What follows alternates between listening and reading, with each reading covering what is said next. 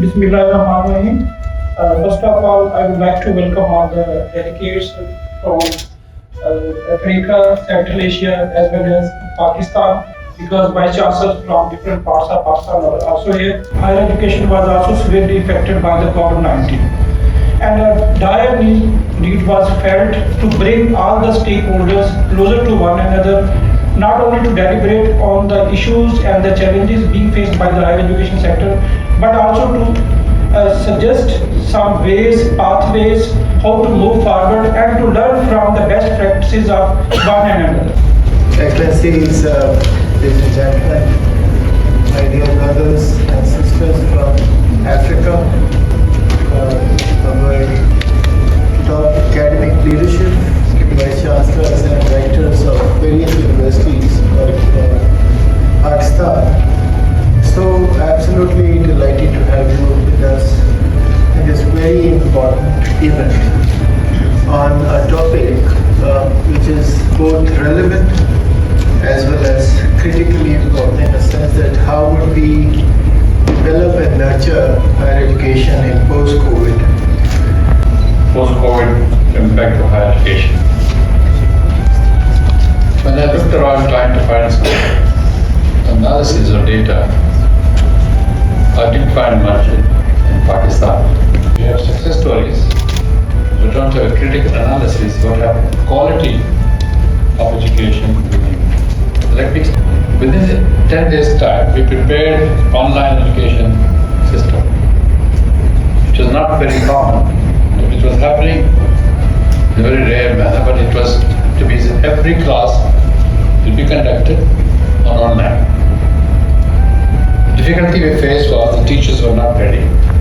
Engagement with the students towards learning outcomes, and that actually give us the opportunity of active learning. Also this flipped classroom with the use of modern technology, where you can have smart devices and recording that is available. And then there is another element along with learning outcome is the assessment. And assessment is very critical, and if we are going in a blended mode of education, then we need to have a proper platform, softwares, and then teachers training, faculty training, that is very critical. And during the last couple of years, we have seen that we have started from a very low level of engagement with the faculty and students to the maximum level of use of technologies. How many faculty members were you able to train, and what were the technical facilities that you deployed in training the faculties? That is the big question. Thank you. Thank you very much. This is, I think, a wonderful question that we were able to, all faculty was made mandatory to take 6 weeks training course, which we actually, that course was also given to them online, because at that time there was no possibility of interaction. So we hired a company which trained our faculty for 6 weeks. And that training was in fact assessed. So they had to pass that training, and except for one faculty who was abroad in Australia and couldn't take that module, so we were able to train all of them for 6 weeks. And the other thing which why we did that, one was that there was, everybody was psychologically, the environment was so tense that we were not able to, even if the support staff was not coming on the campus. So during that period, we had to update the data center. And we actually spent not a large amount of money to buy ERP to actually upgrade our learning management system. So we are talking today about best practices, experience sharing on tackling higher education challenges in post-COVID-19 scenario important. To do something that can bring some better changes. So here is a statement from the UNESCO, UNICEF and World Bank that says that worst education crisis on record that has been the COVID-19 be done. So when this COVID-19 comes over here, I have participated almost in 400 TV programs And every day I used to get, because I put that one on the web also, I used to get message. And one of the very sweetest message which I got it, and that reminds me, Dr. Nizam sir comments also, the world has changed. Students have changed. But are we changed? Are the university changed or not? A 5-year boy, he told his parents that this guy who always come on the TV, ask him, like, because I always, whenever I talk about viruses, I tell them that viruses infect everything on this earth, even bacteria. You know what the 5-year boys, I have recording of that boy also on the YouTube.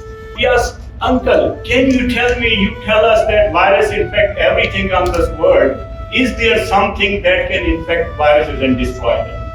Because there was such a high level of threats and issues that we were facing over here. So, I mean, of course, students, I know Dr. was mentioning students now know how to go on online. If they can go on online, they know whether my teacher is teaching in the right way or the bad way. Because they compare you with others. And one of the other thing that, is students' mental health. They are totally confused. 80% of the students, they are having a depressive syndrome in Pakistan. That is the recent study Dr. was asking, is there any? Our university has done quite interesting thing. We are a technical university. We are a skill university where you come, somebody is repairing cars, somebody is repairing phones, but we do something exciting also. We have a classes like art therapy.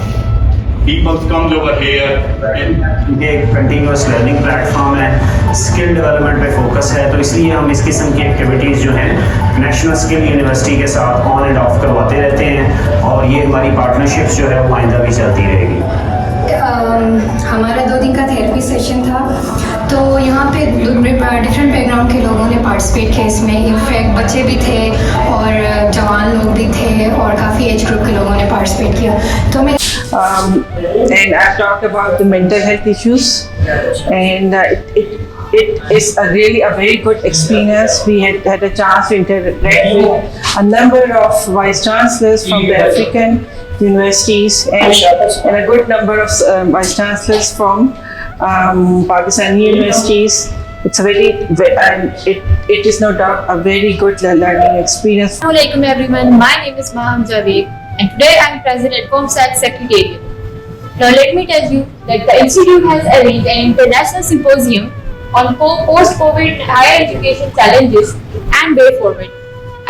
My opinion are very good and encouraging for this program, and first of all I would say thanks to Murtaza Noor and Dr. Iqbal Chaudhary, because they have given us a chance to be with the international community, and they have gone from a distant place to us over here, and we are with the international community. And you see, it is very necessary for the Pakistani universities that we should collaborate with the international community, and especially with the African countries. My name is Professor Hamza Mustafa Njozi from Muslim University of Morogoro. I'm representing the Vice Chancellor, Professor Musa Juma Assad. All right. From Africa, Tanzania, Africa. Sir, what about your experience about this symposium? Yeah, the symposium was very carefully thought out, and all the presentations were well presented, and it generated a lot of interest to all of us from Africa. All right. Thank you. Which is about challenges faced by higher education in after post-COVID. And the session this morning, I think, was wonderful. I think professors from different universities, vice chancellors from different universities in Pakistan, they have shared their experiences and best practices which they have adopted. And I think we learned a lot, and it's great to see 19 vice chancellors from different African universities, that's from Tajikistan, and they have raised certain good questions, and I think it was a very effective session, and it's very informative, and I think we can learn from these practices and apply to different. Assalamualaikum warahmatullahi wabarakatuh. I'm Dr. Abdallah Idris, the Deputy Principal of Islamic Core University College from Uganda. It has been a great pleasure to be part of these activities.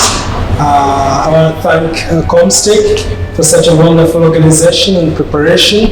And I think as Vice Chancellor's team, we've greatly benefited. We've greatly have a lot to take home, especially the post-COVID experience in terms of the IT technological experience that you went through and which have made the university successful. My name is Nasiru Musa Yaoli. I'm the Vice Chancellor of Al-Qalam University, Katsina in Nigeria. First of all, we would like to appreciate the efforts of the Organization of Islamic Cooperation and the COMSTECH on this meeting to form the Alliance of Islamic Universities in Africa. We are happy with the promise of collaboration and linkages with Pakistani universities, and we hope to enjoy the resources available and also wish to share what we have available in our universities in Africa. So thank you for receiving us. Jazakumullah khair. Sir, what would you like to say about this conference and this symposium arranged here at COMSTECH? I would like to congratulate COMSTECH and its Coordinator General, the very dynamic Professor Iqbal Chaudhry and his talented team for organizing this conference, which has revived the notion of Afro-Asian solidarity, because there were people from Africa and there were vice chancellors and university leaders from different parts of Pakistan, because science, technology and education are the key drivers of progress for Pakistan and the Muslim countries, and indeed the third world in the 21st century, which we feel is the Asian century. So they are contributing to the resurgence of Asia and the revival of the basic essence of Islam, which is rooted in learning, knowledge and wisdom.